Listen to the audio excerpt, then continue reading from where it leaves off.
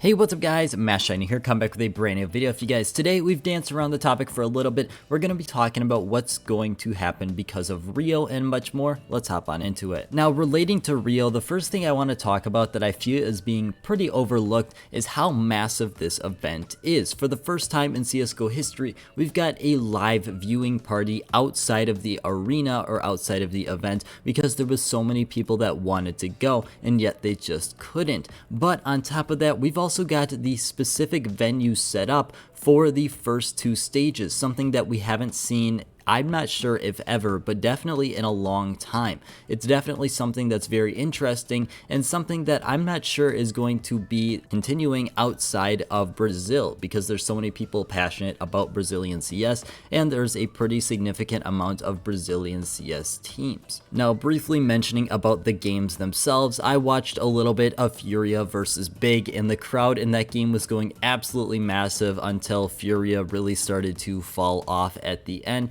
First half Furia though, that crowd was absolutely loud as can be. Now though, let's talk about the important things for investing. That's what you're here for. Kinda gave you a quick wrap up in the beginning, but basically, first thing I want to talk about is the sale and the sale length. Now obviously, we're not going to be specifically getting too deep into investing today, but it's something I do want you to be thinking about timeline wise. That's the big purpose of this video, is to give you a rough estimate timeline wise because it's going to be very important to your planning. I made a video not too long ago about potentially buying up some items if you're looking to buy up, what to specifically look at, and people in the comments still didn't get the video's purpose and thought I was telling people to buy in immediately. But the point I'm trying to make here is people think that an operation won't come until the sale ends, or at least that's one of the main thought processes out there. There's a couple big ones, that one, also that it could be coming during the sale. But basically, the sale that we saw for Antwerp and Stockholm were extremely long, and the fact is we're not going to see a sale for Rio at least 3, 4, 5 days after the event ends.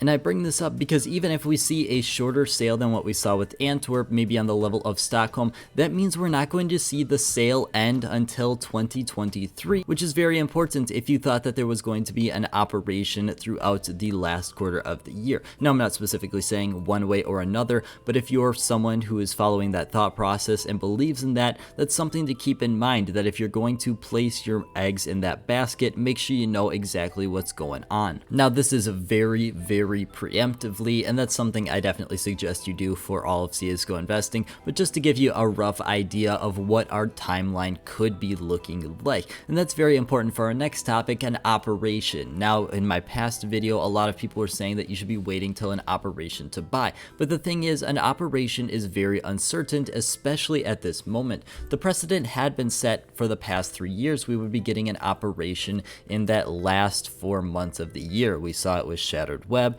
then Broken Fang, and then finally with Riptide. But the thing is, we haven't received any words so far, and the fact that we've got this major going on right now, plus so many talks of Source 2 that have actually becoming somewhat of a realistic possibility, or at least a realistic possibility we could be seeing at least some early version of it, leads me to the idea that an operation could potentially not be coming this year. Some people have already messaged me about it, saying that they don't believe an operation is to come, and obviously that's very opinionated, and it's a very opinionated topic because obviously no one knows specifically, but it's definitely something you should be keeping in mind. In terms of an operation, I am starting to slightly move over to the mindset that it could be that we don't see one, but there's a piece of information that could really go either way. We know that Rio sales have been down so far before the actual sale itself, so that means that people are just not buying as many capsules, which is very important because that could leave Valve to do one of two things. One, they could cut the sales short and release an operation that they know people will buy,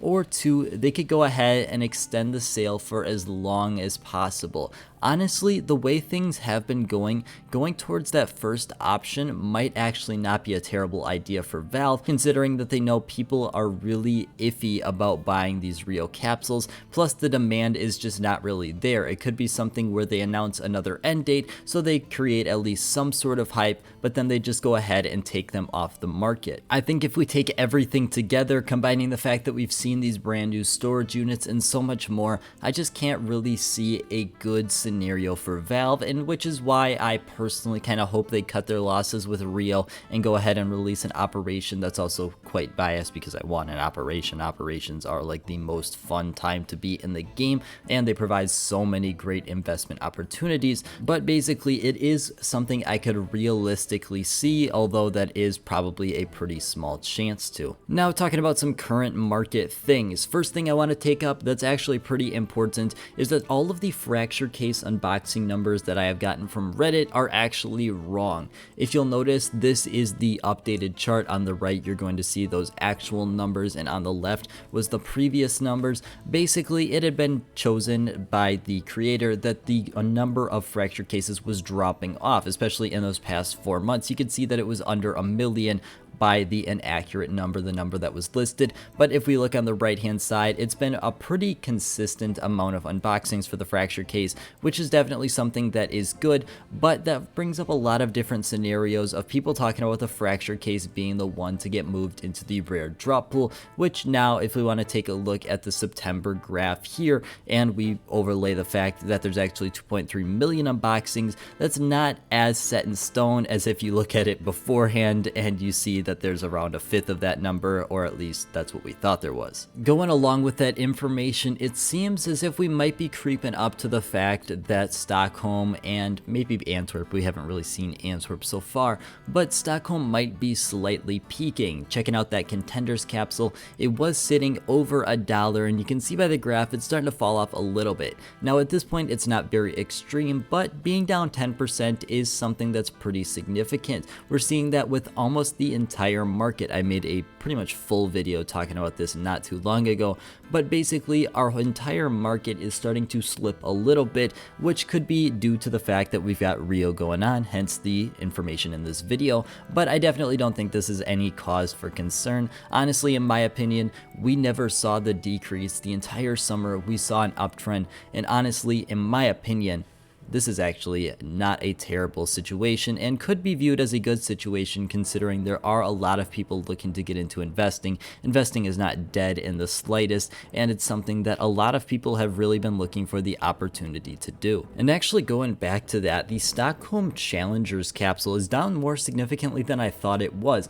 I sold some of these off at $2.50 not too long ago, actually within the past week. But if you want to look at the graph here, and you can see how significantly it is down in the week graph. Usually I never use the week graph because it's really not a good representation of the overall growth. You can see that there is a very distinctive peak and it's down pretty significantly from that point. But that is pretty much all I got for today. I want to thank you guys so much for watching, and I hope you have a great rest of your day.